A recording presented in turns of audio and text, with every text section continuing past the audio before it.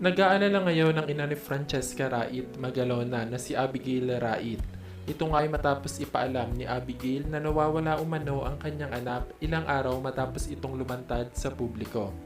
Hinala nga ni Abigail na dinukot umano ang kanyang anak dahil nitong mga nakaraang araw ay napansin daw niya na tila may mga nagmamanman sa labas ng kanilang bahay. Samantala, ayon naman sa ilang netizens, tila palabas lang daw ito ni Abigail upang mapag-usapan muli silang mag-ina at ipalabas na ang pamilya ni Pia Magalona ang dumukot kay Francesca. Nilinaw naman ni Pia Magalona na wala silang alam o kinalaman sa pagkawala ni Francesca. Sa katunayan nga daw ay excited silang ma-meet ito ng personal at maibigay ang mga manang matatanggap mula sa namayapa nitong ama na si Francis Magalona. Ayon naman sa ilang usap-usapan, baka daw lubhang naapektuhan na ng sobra si Francesca sa mga basher na patuloy siyang sinisisi sa pagkasira ng unang pamilya ni Francis M. Kaya naman daw ninais na lang muna nitong pag-isa at lumayo sa anumang issue.